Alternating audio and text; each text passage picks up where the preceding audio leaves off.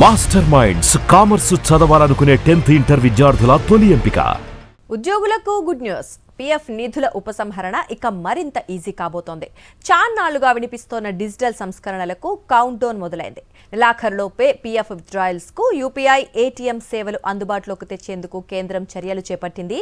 Digital చెల్లింపుల రంగంలో భారత్ సాధించిన పురోగతిని సామాజిక భద్రతా వ్యవస్థలకు విస్తరించే ప్రయత్నంగా ఈపీఎఫ్ఓ 3.0కు తెరతీసింది కేంద్ర కార్మిక శాఖ.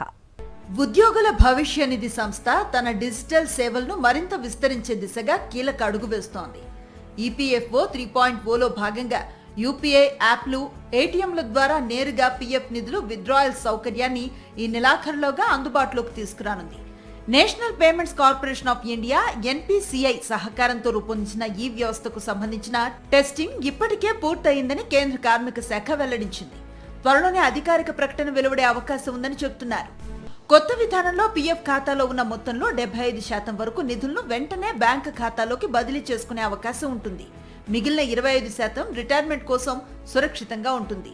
యూపీఐ ద్వారా పీఎఫ్ విత్డ్రా చేసుకోవటానికి ఉమాంగ్ యాప్ లేదంటే ఈపీఎఫ్ఓ మొబైల్ యాప్లు అవసరం. యూఏఎన్, ఆధార్, ఓటీపీతో లాగిన్ అయి విత్డ్రా ఆప్షన్లో యూపీఐని ఎంచుకోవాలి. యూపీఐ ఐడి ఎంటర్ చేయగానే ఆధార్తో లింక్ అయిన మీ బ్యాంకు ఖాతాలోకి నగదు తక్షణమే జమ అవుతుంది. ఏటీఎం వద్ద అయితే అక్కడ ప్రదర్శించే క్యూఆర్ కోడ్ ను స్కాన్ చేసి నేరుగా నగదు తీసుకోవచ్చు.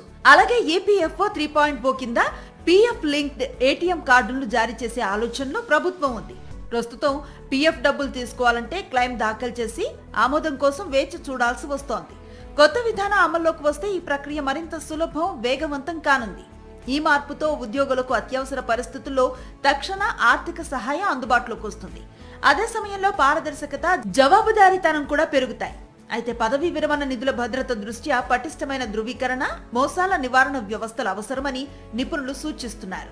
మరోవైపు లక్షలాది మంది ఈపీఎఫ్ఓ అకౌంట్ హోల్డర్స్ ఎప్పుడెప్పుడా అని ఎదురు చూస్తున్న ఈపీఎఫ్ వార్షిక వడ్డీ ఈ నెలలోనే జమ కానుంది. 2025-26 ఆర్థిక సంవత్సరానికి సెంట్రల్ బోర్డ్ ఆఫ్ ట్రస్టీస్ ప్రతిపాదించిన 8.25% వడ్డీకి కేంద్ర ఆర్థిక శాఖ తాజాగా ఆమోదం తెలిపింది. వరుసగా 3వ ఏడాది ఇదే వడ్డీ రేటు కొనసాగుతుంది.